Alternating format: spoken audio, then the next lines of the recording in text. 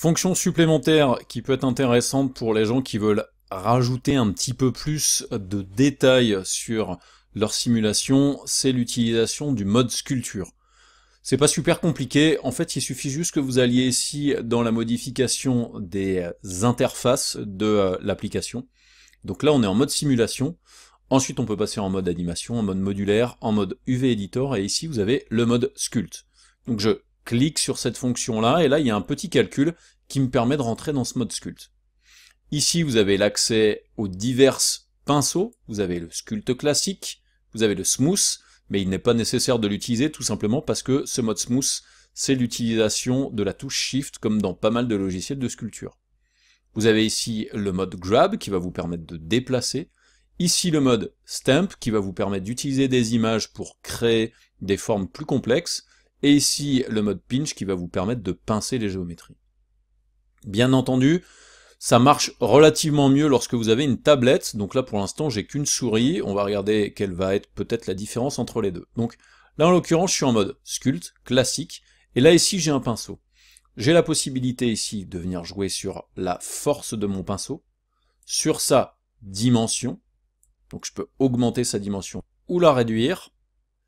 Ensuite vous avez ici la valeur de focale, c'est la valeur qui va vous permettre de déplacer le point central de votre pinceau pour avoir en gros une espèce d'effet de dégradé.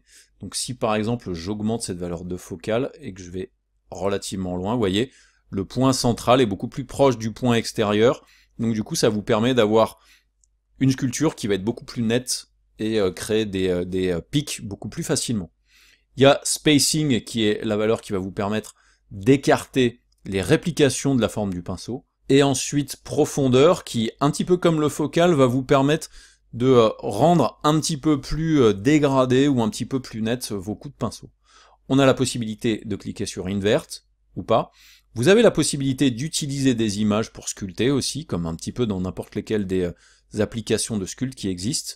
Et après vous avez ici les informations en gros de la tête de votre tissu pendant que vous êtes en train de sculpter, ça peut être un peu plus intéressant. Ensuite, bien entendu, donc les diverses propriétés que vous allez pouvoir modifier, comme par exemple sa couleur, pour peut-être avoir quelque chose d'un petit peu plus facile à comprendre lorsque vous êtes en train de sculpter, et la possibilité d'activer le double size, qui permet effectivement de voir le tissu à l'intérieur, ce qui peut être pratique pour sculpter aussi. Ensuite, donc il y a le mode smooth, et à chaque fois que vous changez de mode, vous aurez effectivement des propriétés spécifiques.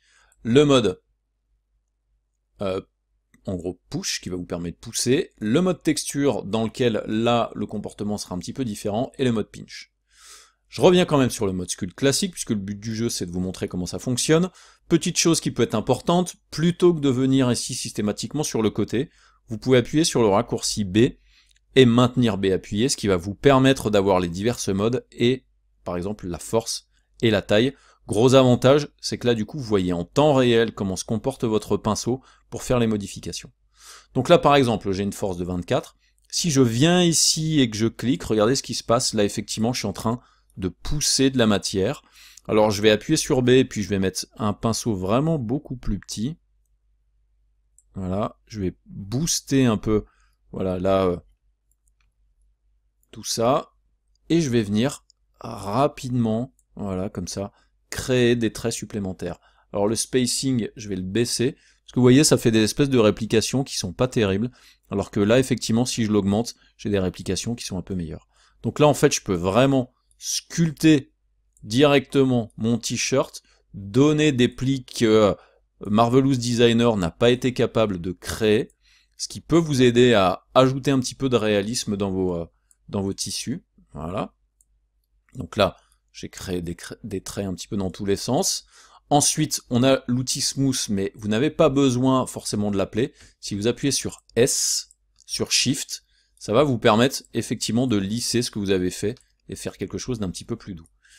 Je vais bouger un petit peu ici, me rapprocher là, et peut-être, voilà, augmenter, peut-être un petit peu, lisser avec Shift, voilà, pour avoir des traits un petit peu plus importants. Voilà. Je peux lisser avec Shift appuyé, voilà, lisser ici, ce qui me permet vraiment d'avoir un truc beaucoup plus sympa, et du coup je peux même vraiment personnaliser mes sculptes, mes tissus à l'aide de cette fonction-là. C'est vraiment plutôt sympa. Comme je le disais, il y a possibilité d'utiliser une image, donc soit vous allez chercher directement ici dans la bibliothèque, soit vous pouvez cliquer sur plus pour aller chercher une image, donc PNG ou JPEG. Attention, en mode image, c'est pas celui que je préfère le plus. Ça va vous créer vraiment des perturbations qui peuvent être un petit peu bizarroïdes sur vos plis.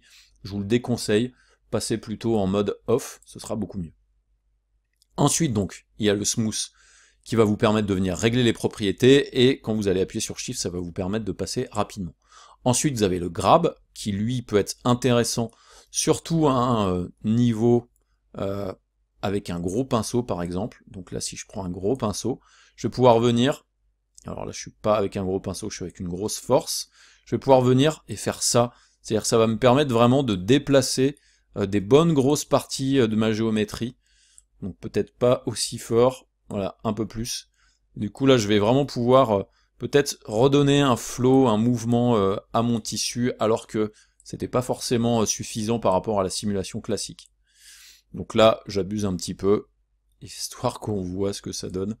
Voilà, ça fait une espèce de truc un peu bizarre, et je peux baisser un petit peu l'intensité de ce que je viens de faire en appuyant sur Shift après. Ensuite, on a le mode Stamp, dans lequel là aussi il y a des propriétés, donc avec la force, avec la dimension, et ensuite ici vous avez le choix de l'image, ou la possibilité de cliquer sur plus pour en ramener une.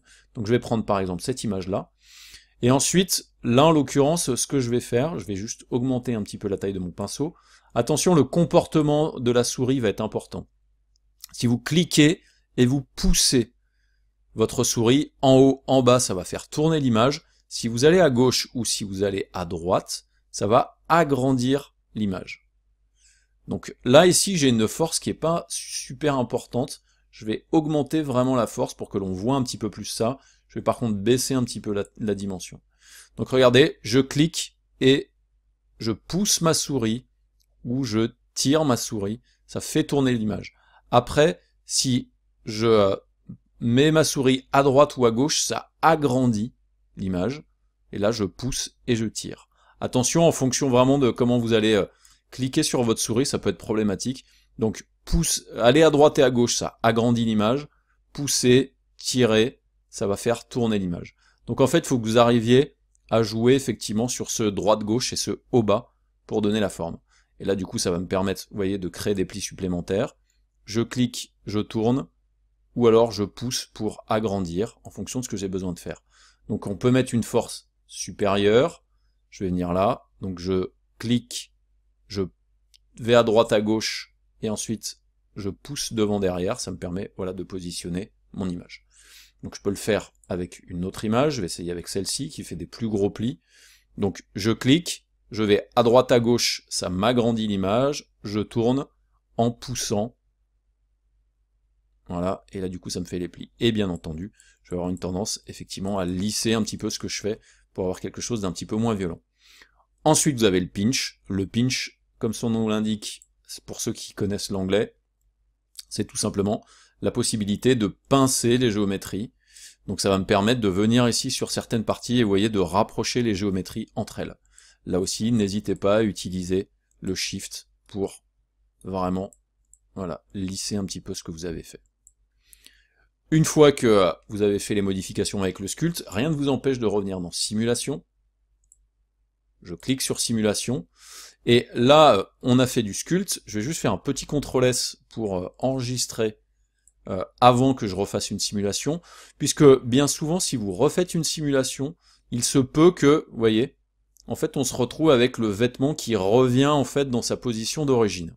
Donc, si vous savez que vous voulez garder un petit peu le sculpt correctement sur votre surface, je vous conseille d'éviter de refaire une simulation. Donc, je vais faire un undo, voilà. Sachez que si vous faites une sélection, par exemple, de chacun des éléments ici, celui-là aussi, et que vous faites un clic droit, il y a possibilité d'utiliser Solidify ou Straighten qui vont vous permettre d'essayer de faire en sorte que tout ça soit un petit peu plus rigide et que ça se déforme un peu moins. Ce que je vous conseille surtout, c'est plutôt effectivement d'aller modifier les informations du tissu réellement hein, dans le tissu perso ici, et mettre quelque chose d'un petit peu plus lourd si vous voulez que ça garde un petit peu plus la forme. Par contre, clairement, le sculpt, c'est vraiment plutôt quelque chose que l'on va utiliser en toute fin, une fois que la simulation a été finie, une fois que le vêtement est en place. Voilà pour le sculpt, on passe à la fonction suivante.